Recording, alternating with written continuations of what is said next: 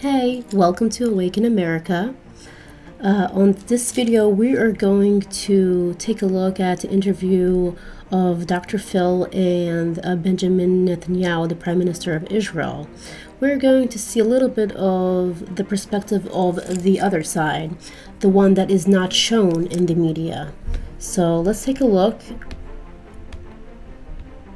and watch this video. My one-hour interview with Prime Minister Benjamin Netanyahu from Israel at perhaps the most critical time in the conflict. What is the war between Israel and Hamas doing to the United States? Tonight, I stand in the city of Jerusalem, the holiest place in the world, sacred to Judaism, Christianity, and much later in history to Islam.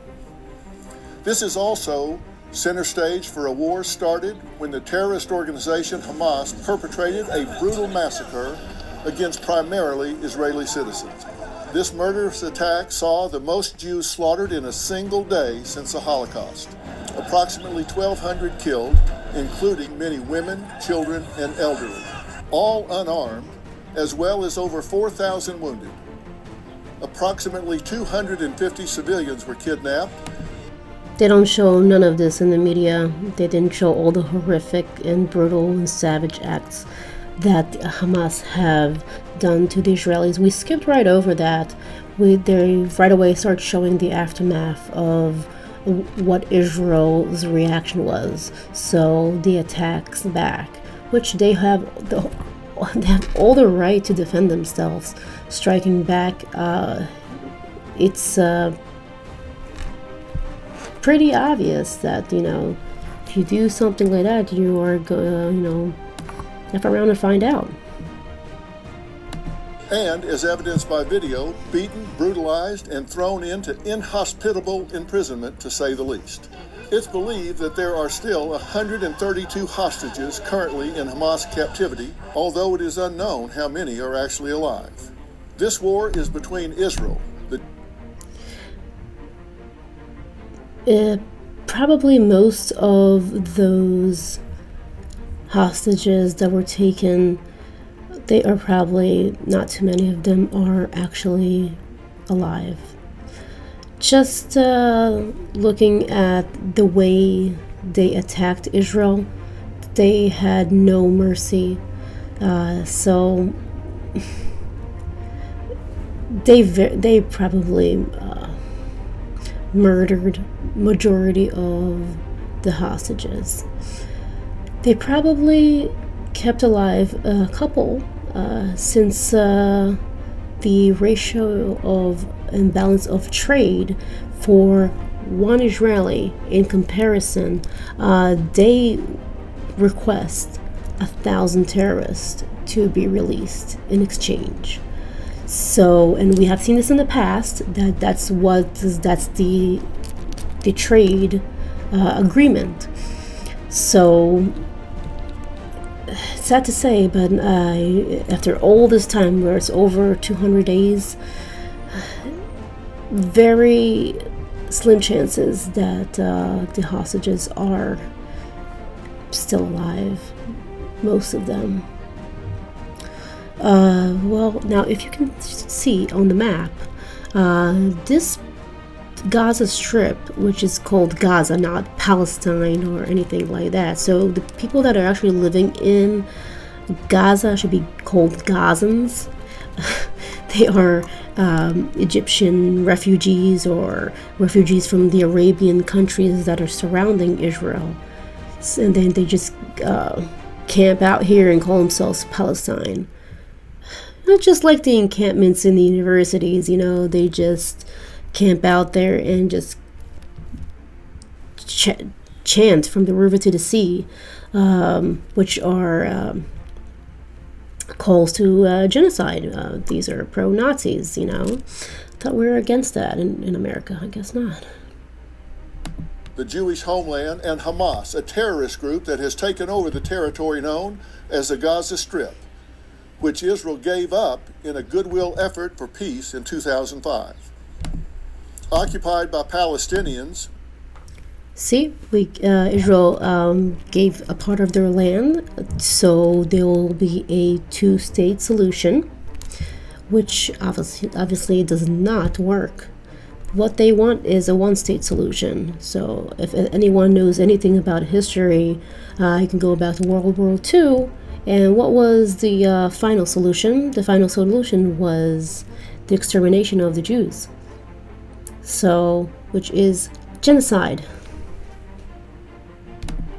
Many of whom willingly harbor the terrorist or are at least sympathizers. Others are clearly trapped in a bad situation. This unprovoked October 7th genocide and Israel's predictable response is also dividing the world, as evidenced by the out-of-control protests seen on too many college campuses across America. I was present on These protests, as we know, are funded by George Soros in China, just to create chaos and wreak havoc on these campuses to make the Jewish students feel uncomfortable, so they have to go study remotely, which they pay really good to actually study in these universities than actually having to attend online classes. On the UCLA campus recently, speaking with Jewish students and Israeli Jewish students throughout the day, and for the takedown of the pro-Palestinian encampment late into the night. Masquerading as exercising their right to free speech, these UCLA protesters, along with others on campuses across the nation, have resorted to threats, intimidation, and physical assault to suppress pro-Israeli counterparts. Going even deeper into the roots of this story dominating the world stage, tonight I sit down for a no-holds-barred, in-depth interview with Israel's Prime Minister, Benjamin Netanyahu, unedited and commercial-free from Jerusalem. An interview taking place at perhaps the most critical time in this conflict. A conflict with implications the world over. So let's see the other perspective of things, which is not really shown as much. We only see usually just the one side. Prime Minister, thank you for doing this. My pleasure. Welcome to Israel. Well, I'm so proud to be here, and I've been spending a lot of time talking about Israel, so to be here and to have the honor of sitting with you is amazing. How do you think the Israeli people are holding up 7 months into this conflict? They're holding up incredibly well. They're very strong. They're united. They understand that we face a genocidal enemy that we have to defeat in order to assure our future. It's not only Hamas monsters that we face. We face the whole Iran terror axis that. And who is in correlation with Iran? Barack Hussein Obama. Openly declares its goal to destroy everything you see around, to destroy us, to effect another Holocaust, and that's not going to happen. We have the strength of ages here. Well, I want to. Yes, Israel is no longer weak and frail. Israel is one of the most powerful militaries in the world, and America should be as well on their side to support them. But they can do this alone. Just don't stand in their way. I want to talk about that and talk about Iran in a minute, but when we talk about Hamas, we're clearly talking about a terror group. This is not a government, it's a militia, a terrorist group. Yes, there are also terror governments like Iran, but this is a smaller version. In its charter, it says, kill every Jew on earth, everywhere you find him. If a Jew hides behind a bush, find him, kill him. It's actually said that in the...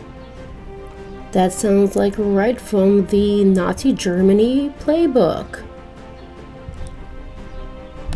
The charter. I've read the charter, and it does say exactly that. Said exactly that. And these people are particularly brutal and savage. I mean, what they did on October 7th is incredible.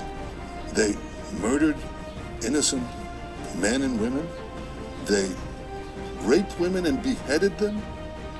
They burned babies alive. They took hostages, men, women, little boys, babies. And then they broadcasted it live, GoPro. They were proud of their, of their savagery. I have to say that this is the worst savagery that the Jewish people experienced since the Holocaust. There is a rumor that actually the Palestinians, so-called, whatever they call themselves, were actually dancing in the streets back in 9/11 when the Twin Towers were struck and they were tumbling down. The Palestinians were dancing in the streets. So Israel's enemy is America's enemy, and anyone that is America's enemy is the world's enemy. Well, there were certainly more Jews killed that day than since the Holocaust in one day. In one day, you're right. And which is stunning to me how short the memory is for what happened that day in the media in terms of what's going on. And I want to change that. I want to remind people, and I don't want to be sensationalistic about it, but I want to remind people the brutality of what happened that day. And along those lines, yeah, it would be nice if the media here in America would actually show those images over and over again and actually show what actually happened in Israel. Aside from just showing what actually is happening in Palestine or Gaza. Well, that is too bad, if around and find out, this is what you get. I have a question. Are the Palestinian people at large complicit in this? How do you tell the difference between Hamas and Palestinians in the Gaza Strip? Because Hamas doesn't wear a uniform. They hide among the civilians. They hide in schools. They hide in churches. They wear civilian clothes, which is a violation of the Geneva Convention. Yes, they are very deceitful, and they take advantage of their own civilians in order to spite themselves. So the Israelis give a warning, a notice for the civilians to evacuate and leave before they attack Hamas, before they're going to go to Hamas, and Hamas is the target. And Hamas tells them, no, you stay, just stay and stand your ground, and then there are casualties in that way. Are Palestinians complicit in this, or are they just hiding among them? I know they're doing that, but are Palestinians, some, complicit in this? You have actually both conditions, because we went into buildings, residential buildings, where these terrorists, hide, and where they shoot from. They go to hospitals, schools, residential areas. But when we went into these residential areas, we found tablets, and in the tablet you have, you open the tablet and you see a picture of Adolf Hitler. And then in another building you see a picture, in another apartment you see text of Hitler's Mein Kampf, which is the work that itemized and laid the plan for the destruction of the 6 million Jews in the Holocaust. So they're immersed in this. They educate their children to this unfathomable hatred of Jews, to this murderous... Right, that's actually what is going on here. They are trying to conquer Israel and just kill all the Jews. And that's not going to happen, not this time. Mentality. And many comply with it. And those who don't, they're used as human shields anyway. They use them as human shields, and they target civilians, and they hide behind their civilians, their own civilians. They target ours, hide behind theirs. That is a double war crime. And of course, this makes Israel's task so much more difficult. No army has faced in the world the task we have to have 40,000 terrorists, armed terrorists. It's exactly what happened also on January 6th. So, on January 6th, it was a peaceful protest. It was almost like 1 million protesters there. What actually happened is Antifa. So, they got dressed up as Trump supporters, and some of them actually had no shame and they were just wearing Antifa attire. But some of them were actually, they got dressed up as Trump supporters and they were breaking into the Capitol.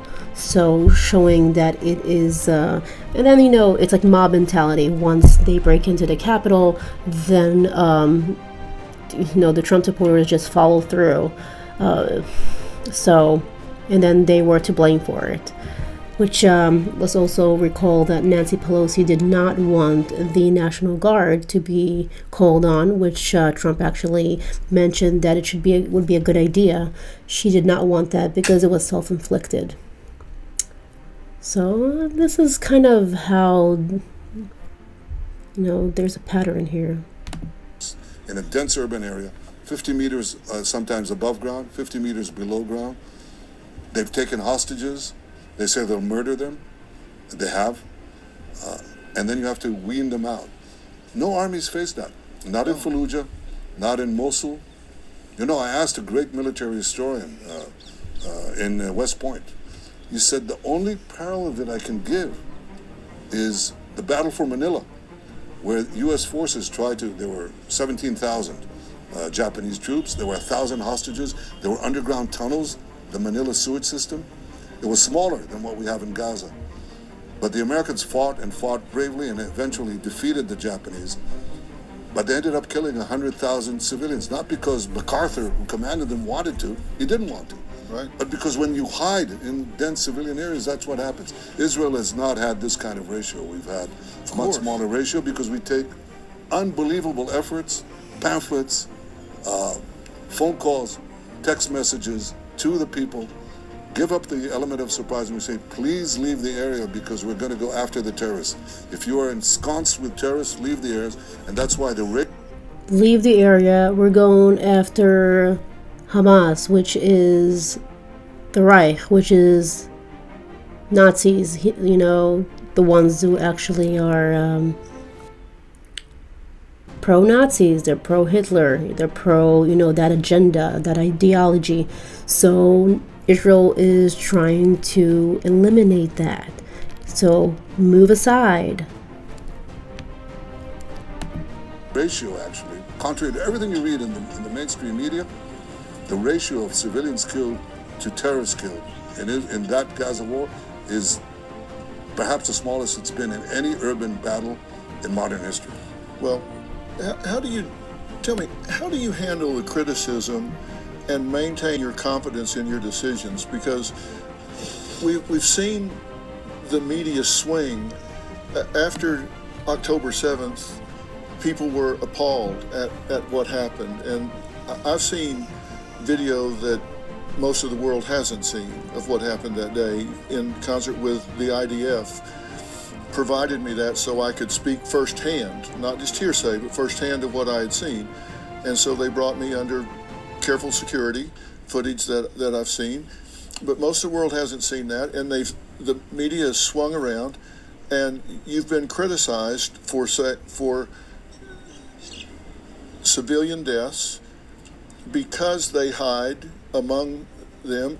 How do you maintain the confidence of your decisions and not question your decision making and the confidence in those decisions when there's so much criticism from some of the media? Well, because Israel has the right to defend itself. They were brutally attacked. So what do you expect them to do? Just stand down? Doesn't matter how the media is going to portray it. The truth is the truth. What actually happened, happened. And it's called retaliation. And world leaders. Well, look, I say to the international community, you can't, on the one hand, speak of Israel's right to exercise self-defense, to protect itself, and self-defense always involves both offense and defense. You can't talk about Israel's right of self-defense and then oppose Israel using it. You can't say we agree that Hamas has to be destroyed and then oppose Israel when it sets out to destroy Hamas.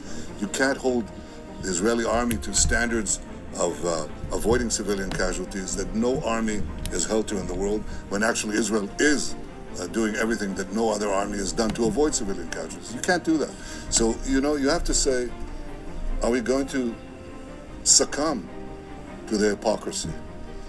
Are we going to basically remain defenseless and not destroy the Hamas terrorist army there? Because if we do not destroy them, if we leave them alone, they'll come back. They'll emerge from the tunnels, they'll take over Gaza again, and they'll do what they promised to do. They said, we'll do October 7th, this enormous massacre, again and again and again. So we have no choice. Well, you speak Yep. Never again.